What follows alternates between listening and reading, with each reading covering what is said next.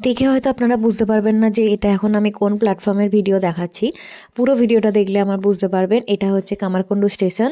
এখন হচ্ছে 2026 সাল, কিন্তু এই ভিডিওগুলো যখন আমি নিয়েছিলাম তখন ছিল 2022 সাল, যখন কামারকুণ্ডু নতুন রূপে তৈরি হচ্ছে সেই সময়কার ভিডিও। আর তখন আমার একটা ছোট্ট ইউটিউব চ্যানেলও ছিল, যেখানে আমি সমস্ত ধরনের আমার পোস্ট করতাম।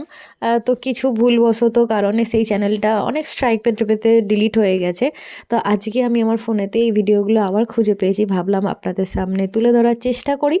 যে হ্যাঁ, আমি তখন এরকম ভালো লাগতো, মানে তখন বিকালবেলা হলেই স্টেশনে গিয়ে বসে থাকতাম, এরকম ট্রেন দেখতাম। আর কামারকুণ্ডুর প্ল্যাটফর্মটা এরকম নতুন রূপে তৈরি হচ্ছিল, সেটাও একটা আমি ছোট্ট ক্লিপ নিয়েছিলাম।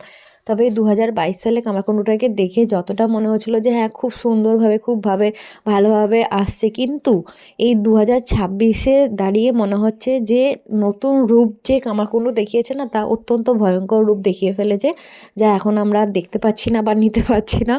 তার কারণ হচ্ছে কি, কামারকুণ্ডুতে যারা ডেলি প্যাসেঞ্জার তারা তো বুঝতেই পারবেন কামারকুণ্ডুর এখন সিচুয়েশান কী।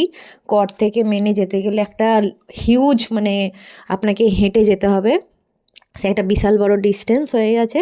যার জন্য এই যে এখানে যে ট্রেনটা দাঁড়িয়ে আছে, ওইখানটা দিয়ে যে লাইনটা পারাপার করা যেত, সেটা পর্যন্ত এখন বন্ধ করে দিয়েছে। মানে খুবই খারাপ অবস্থা, খুবই খারাপ।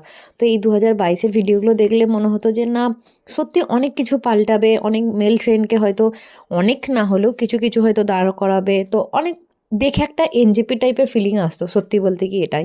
তখন আমি আমার মায়ের সাথে কামারকুণ্ডু বাজার যাচ্ছিলাম, যেহেতু আমাদের কামারকুণ্ডু ফ্লাইওভার তখন ওইখানটা করে কানেকশান কিছু ছিল না, তো আমাদেরকে এরকমভাবেই যাতায়াত করতে হতো, না সাবওয়ে ছিল, নাথিং ছিল।